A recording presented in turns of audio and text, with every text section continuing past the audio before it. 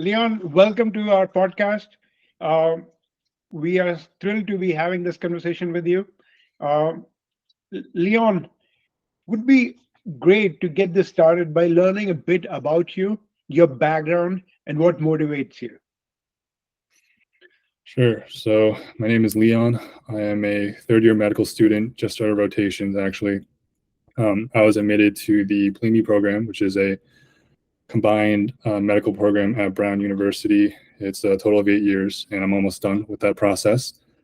And for college, first 4 years, I studied biomedical engineering. Had a lot of fun with that. But by the end of that, I was ready to, start the medical training. And now that I am less than 2 years away from, graduating from medical school, I really enjoyed the process. And I think what motivates me is just like, I mean, it sounds cliche, but being able to help people in medicine. That's like the common pre-med answer. But I think medicine is unique in that as a doctor, you're able to have a very intimate and meaningful relationship with your patients.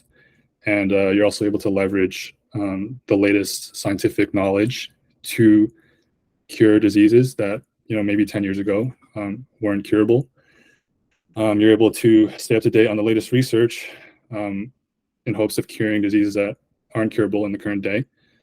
And I think that is something that excites me, is very unique to the field of medicine, the combination of science and the art of the doctor-patient relationship. So yeah. That's fantastic. 7 years, less than 2 years to go, Leon. Congratulations. Um, Taking you back to your admissions, right? When did you decide to aim for Ivy League colleges, right? I mean, you're at Brown. It's a school that's hard to get into. We want to know more about your application journey. Would be good to understand at what stage did you decide, that's my goal. That's where I want to go. Hmm. I think, like growing up um, in the environment that I grew up in, I always knew of, these Ivies.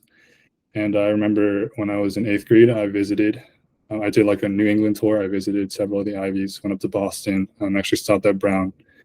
Um, and I remember just thinking like, it would be really nice if I could attend here. This is, when I was still pretty young. I wasn't even in high school yet, but I did have that dream, that aspiration pretty early on. And I knew as early as elementary school that I wanted to be a doctor.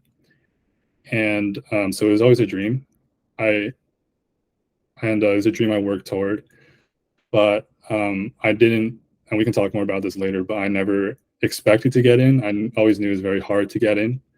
And so, in working toward that dream, I tried to do my best. I tried to set myself in the best way possible. Um, I worked very hard in high school, in middle school, and you know, I shot for the stars, so to speak, and I ended up getting it, and I'm very grateful for that. Yeah, no, we want to learn more. Maybe start with what was your college selection strategy? We know you are at Brown, but what was the college selection strategy? We also understand that was your goal, right? Ivies was the goal, but the college selection strategy, what was the specific criteria, right? How did you filter the colleges that you want to apply to? Oh man, everyone does this differently. For me, because I had a um, pretty early on, I had that motivation to study medicine, and I made a decision in high school, um, officially, that I wanted to become a doctor. So I split my applications between regular 4 year programs and 8 year or 7 year combined BSMD programs. So Brown was not the only BSMD I applied to. I applied to several more, and that was my strategy, and it worked out for me. In terms of selecting schools to apply to, I applied to 16 in total, and I did the typical strategy. I had, target schools, I had safety schools, and I had reach schools. And I put some Ivies in there, obviously, because that was the dream. Um, but I also I also have to keep in mind that, there's a lot of luck in the process as well. And, in the case that I didn't get my dream, that I would have something to fall back on. Yeah, I can go on and on about college criteria, like, personal fit, personality fit with culture. But yeah, I can leave it at that for now. Uh, no, you did mention that you applied to 16 colleges. Mhm. Uh, and I know you basically said 4-year programs, 8-year programs, 7 years program, right? So clearly you spent a lot of time coming up with your strategy. How did it play out for you? You applied to 16. How many admits did you end up getting? I think I was admitted to a little more than half of schools I applied to. That's a pretty good yield, Yeah, Leon. yeah, I was pretty happy about it. I mean, yeah, my admissions came in throughout the year. I applied to several um, early action programs, which meant I wasn't binded to attend the school if I was admitted. And I did that because I wanted to make sure I had the opportunity to attend a BSMD if I got in, and a lot of those interviews are in the spring. Um, and so I did have some assurance because I got in early to some programs, but I was always waiting for Ivy Day, which was March 28th. That was when all the schools came out, the programs that I really wanted to get into, my top choices. And Brown, I found out I got into Brown on that day. But leading up to there, it was a lot of stress, a lot of waiting, a lot of interview prep. Yeah. Yeah, yeah, no, an emotion that a lot of students go through every year, Leon. Uh, I mean, you had a fantastic yield. 50% is a dream outcome. Can you share more about your just hard stats, right? So SAT score, GPA, just things that folks need to understand what it takes to get into these really good schools, right? And at what level it needs to be to have a legit shot at getting in. Hmm. Yeah, I can do that. So my SAT, I took it twice. I submitted my second one. First time I took it was 1510, and then I took it again. I got 1570, so I submitted that one. GPA, whenever I report GPA or I tell people my GPA in high school, I always do it with a grain of salt because every high school calculates GPA differently. Some use a 100 scale, some use weighted, some use 4.0. My school used a 100 scale weighted, depending if you took honors or AP. And my weighted GPA was around a 103. Um, and I think a more objective measure is class rank, or that could provide some more, insight into exactly how I was doing academically. So my class rank was like 15 out of 650.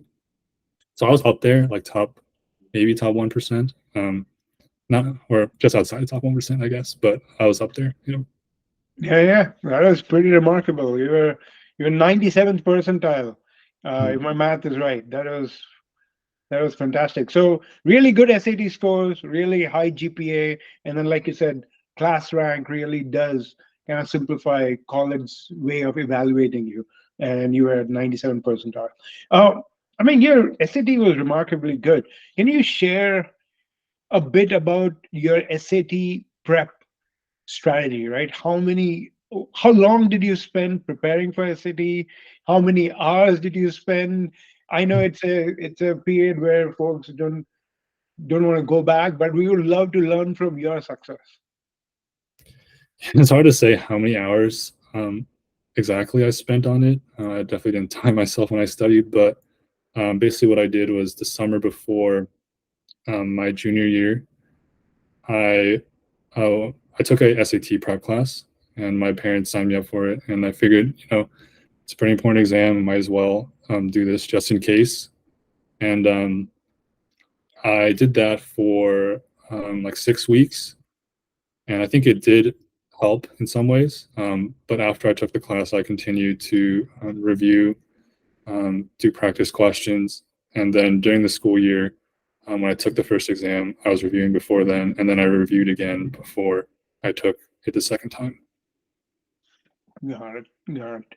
Okay, so it basically And you said summer before the senior year, Leon, before or junior summer year. before junior? Okay, got it. Uh, Based on your experience, Leon, did you feel like SAT scores had a significant impact on the acceptance that you received? So the way I like to describe it, and I think many people would agree with me on this, is that your SAT is kind of your ticket in to whatever Ivy League you're interested in. And because there's so many applicants, they need to screen on some objective measure. They can't read everyone's essays. They can't go through everyone's extracurriculars. And so they use objective measures such as GPA, SAT. Obviously, there are some exceptions, but generally everyone is screened. And and I'm not sure exactly this is how they do it in the admissions office, but I would imagine that they look at the top scores first and then they go down from there. So it kind of is your ticket in. Like if you have a low objective GPA or SAT, I think that does affect your chances because there are just so many applicants and there's no way they can read everyone's essay. Even if your essay is the greatest essay ever written, you just won't get there because you don't have the scores. Got it. So that's an interesting take. What you're saying is it's a filtering criteria, Yeah. right? So once you're there, you get filtered into a pool that gets evaluated for admission.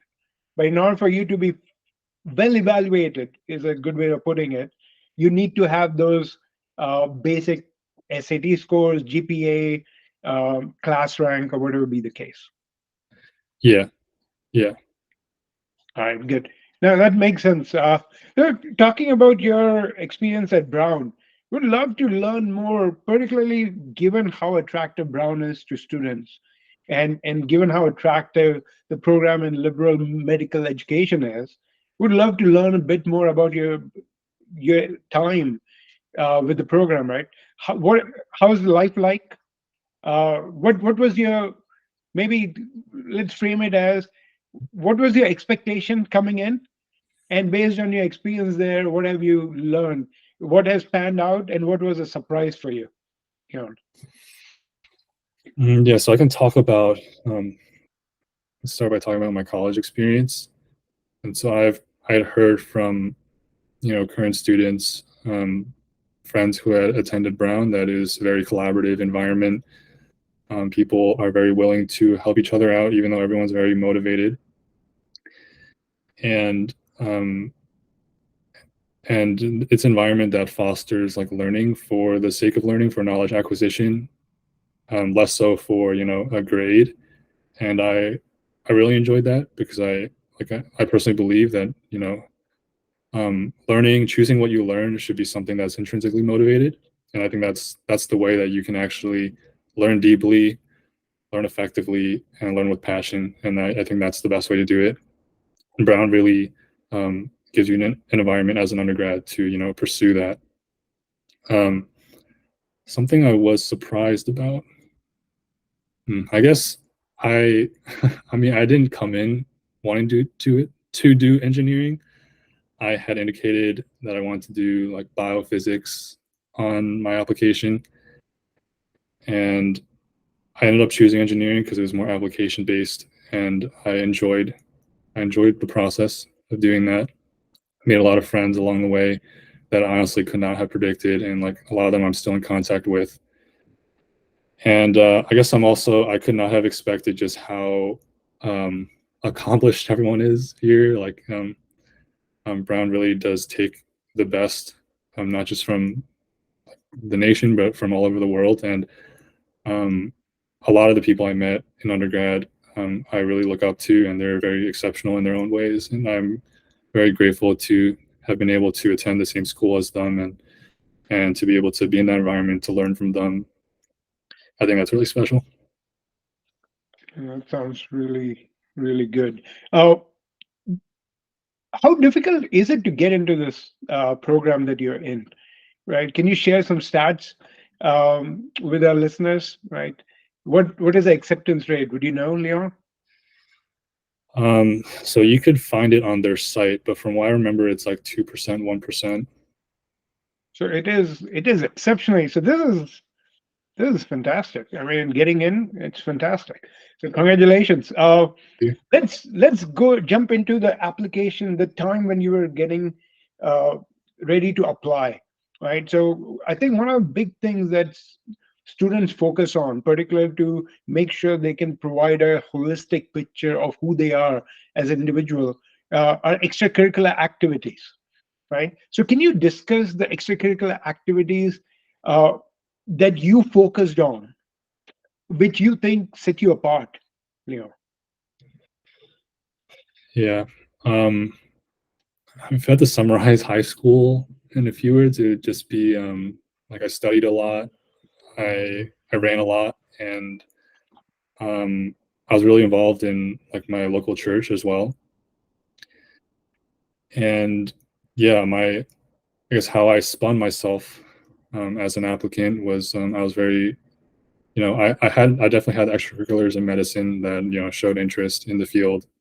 I had the research, I had the shadowing, the volunteering, um, but I also tied in the fact that I was a prolific, for lack of a better term, runner in high school. I ran cross country, I ran winter track, I ran spring track, and I wasn't the fastest in any means. Running is very competitive, even in high school level, but um, I was I was a decent runner and I was dedicated to it.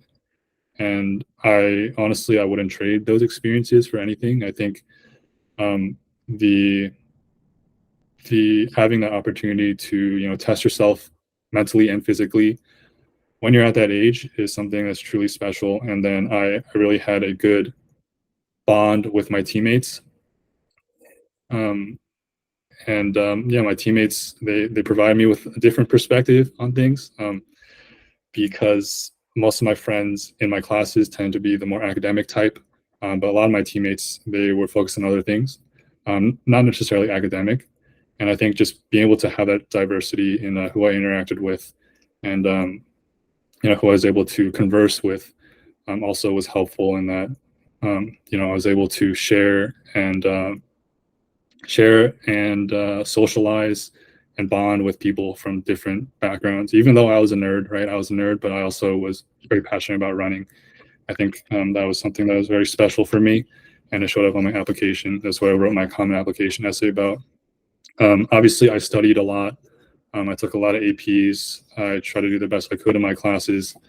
And then, like I said before, I had the medicine experience. I volunteered at my local church, um, and yeah, I had some awards. We can talk about that later, but yeah, that's how I would answer that question. I think that's that kind of brings to the award question you mentioned, right? How much? So there's clearly doing extracurricular for the love of that activity, like you mentioned, Mhm. right? You mentioned church, you mentioned running, uh, and clearly you enjoy doing it. But then there is an aspect of external validation, right? Mhm. And that's where the awards come in. So, from your perspective, what role did awards play in your application, and how much should applicants focus on collecting awards? I think for me, like to be honest, I my strategy, and this is what I stayed true with in high school. I just wanted to do things that I was passionate about and pursue things that I actually cared about. I try not to be involved in everything and not really involved in anything. I chose a few things that I really cared about, and I put my everything in them. And that was running. That was everything medical related. That was church. And in doing that, I feel like I was able to truly write authentically, express myself well through my essays and my application. I did like because I worked hard. The side effect of being passionate and working hard is you do get some awards along the way, and so I did have that in track, in academics.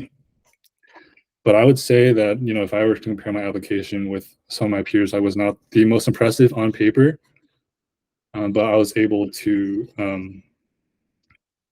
write good essays. I think that's what made a big difference. Got it. How did you? I mean, clearly you were involved in a number of activities, and you have mentioned you're. I mean, and we know based on your class rank, you're good at studies. How did you balance schoolwork with extracurricular activities? Yeah. Basically just being efficient and being passionate. And so um, let's start with passion. Passion gives you the motivation to get up early and to stay late after school to go to practice every day, even though you're tired from a day of studying. To run hard, to run 10 miles without stopping. That takes passion. Efficiency is needed because you only have so many hours in the day. Um, and for me, when it came to balance, like I was passionate about my classes, but I also love running. And I think running actually helped me to have that balance because after a day of studying, the last thing you want to do is to just sit at a desk at home and study more. And being able to run with a team, exercise, and develop my mental resilience through physical challenges um, gave me the opportunity to grow a lot as a person, and it also helped me in my studies because I was able to focus more when I needed to focus. Like when you're tired from a run, like the last thing you want to do is like mess around. Like you realize you have to get the studying done, and so you get the studying done. And then it also really hones your time management. And so I knew exactly how long it took for me to finish tasks. I knew exactly how to allocate my time because I had things I wanted to accomplish every single day, every single week. And with time, you grow to be more capable of managing, a greater, like a heavier workload. And I do think having a combination of endurance running and academics was instrumental for me. That was kind of like the core of what drove me in high school. That the way you describe it, Leon, it sounds pretty straightforward. But having spoken to so many students and having basically uh, seen a lot of students struggle with just the burnout aspect of trying to do too many things so that they can have a fantastic application and have great grades, great SAT. You basically had all three, right? So, and you did share, and thank you for sharing the way you made it happen. But how did you get to that stage? I mean, clearly there was a learning curve to being that efficient, right? How did you cope with burnout and maintain balance and get to that efficient frontier, if you may, Leon? I think I think a lot of obstacles you encounter are personal, and so I can only speak from like my experience. Um, but for me, it was really like just genuine passion. Like I've said it before, right? Genuine passion for what I was doing. I try to stay away from, and obviously, like everyone, does some sort of resume padding to make their application look extra shiny when they admit it. But I try to stay away from too much of that so-called like extensive padding, where you are doing things just to add them to your resume or to your college application. Because I knew like doing those things that I wasn't actually passionate about would drain me if I spent too much time on them. And I think I avoided burnout just by staying true to myself and um, and pursuing things that I actually love to enjoy, like things, like you could tell me, okay, like maybe Leon, you would do all these things and still go to community college. I still would have done them. Like that's that was kind of my mindset there, and I think that's what really brought me to where I am, just loving what I did. Um, yeah, and then I think having like growing up with Christian faith also helped with that as well. It was it meant a lot for me personally, and it really carried me through. Got it. Got it. Leon, thank you. Thank you for sharing that. Leon, pivoting to crux of application, the application essays, right? Mhm. You briefly touched on the topic. Uh, so maybe a little more about what was the topic of your essay? You mentioned common essay topic in the running. Uh, and how did you approach? writing it? Because there's so many aspects of just taking an activity like running, right? There's so many aspects of it. So how did you decide on what aspect to highlight in the common essay? It is definitely a process. It takes a lot of reflection, and for anyone writing essays now, I would encourage you to start early. I try to start as early as possible, just trying to get ideas on paper. I was thinking about this maybe in like ninth grade or 10th grade, and it really does have to be a topic that you can identify with and something that you can call yours, and that's going to enable you to kind of pour your heart out and be able to speak authentically and effectively about whatever it is that drives you, whatever it is about you that you do, that you want to share with the people reading the essays. And yeah, definitely help to read a lot of other people's essays. You can read my essay as well, to try to get that inspiration going. But I think starting early, and then just trying to think about it every day, trying to think about what you dedicate your time to, your energy to, why you do it. Those are some questions to get you going. All right, that's a fantastic, expansive answer, Leo. Mhm. Because it also addresses how, when, and how they should approach preparing for their essays.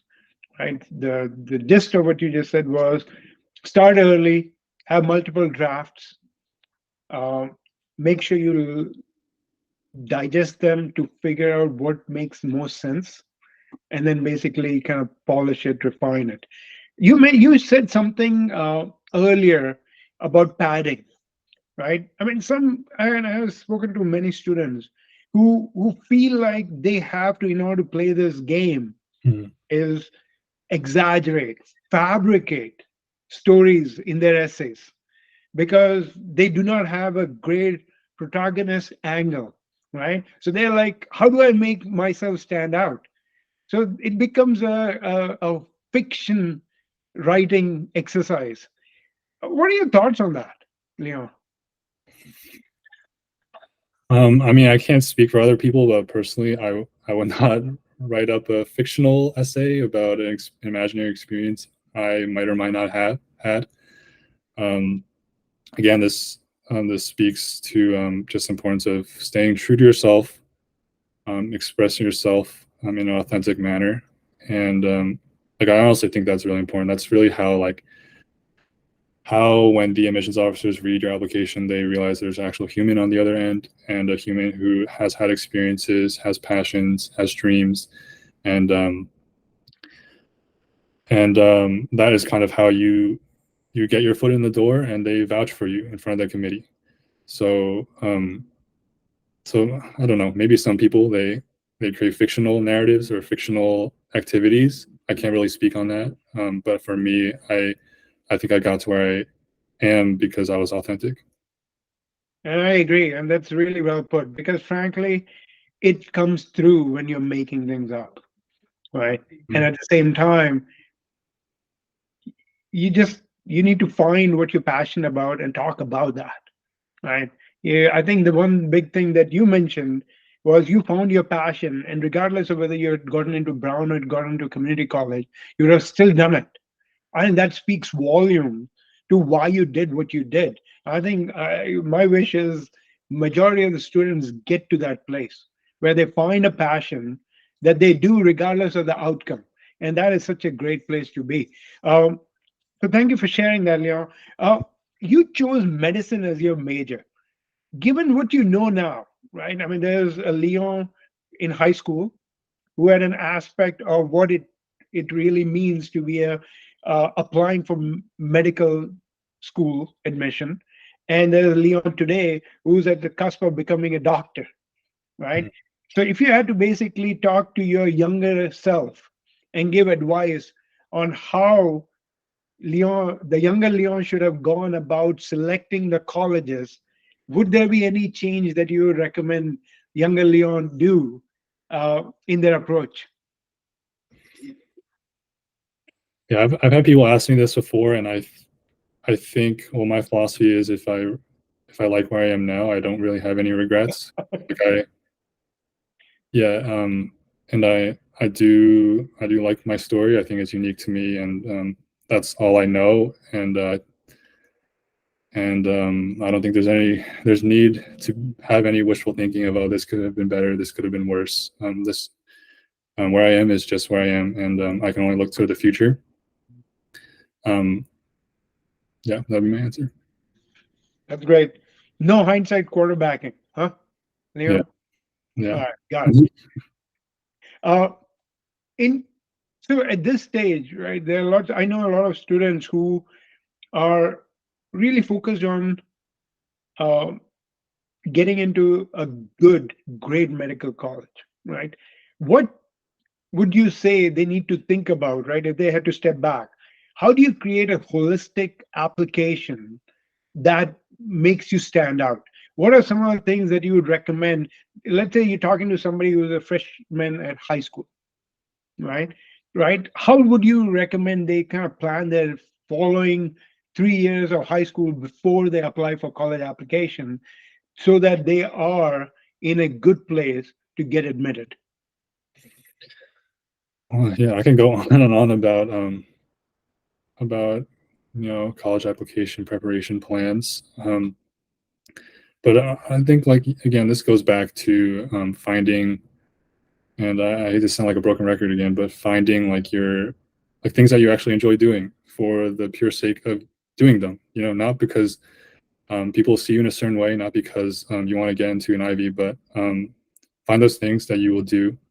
And obviously, certain things are more beneficial for an application, but be strategic in that way.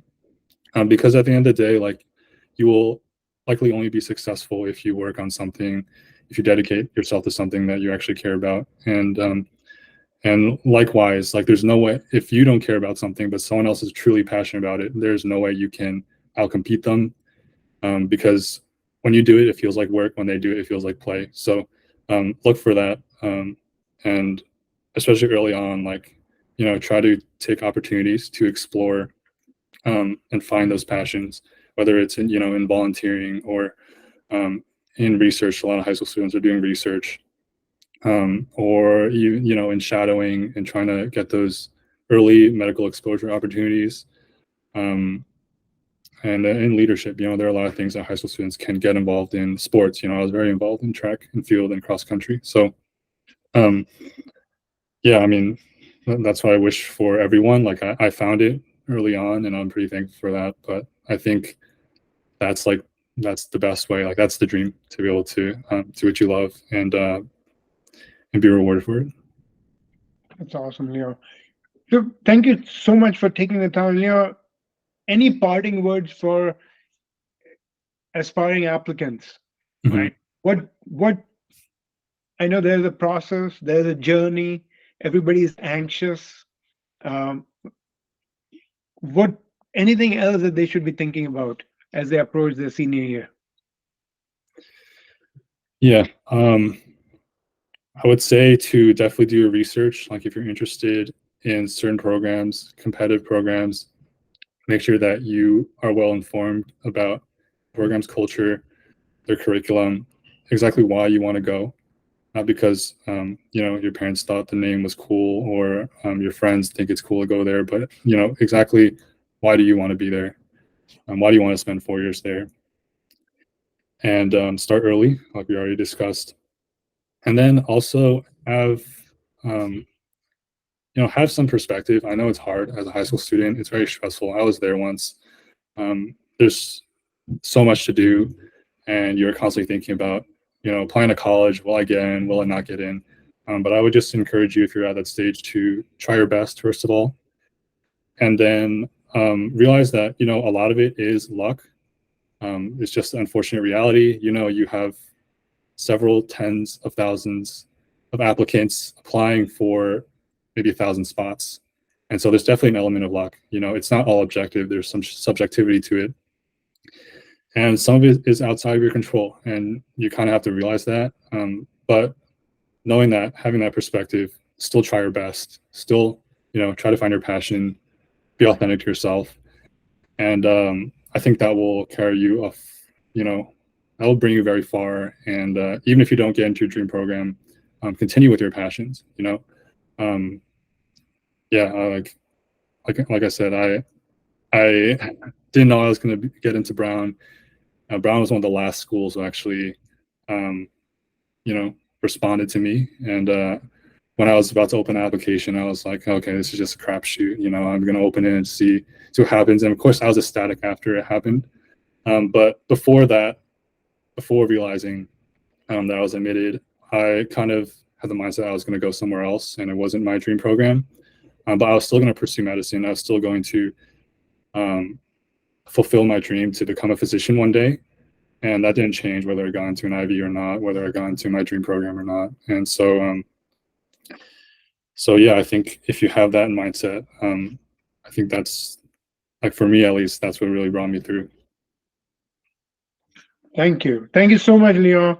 It was a pleasure learning from you, and thank you for sharing your story with us.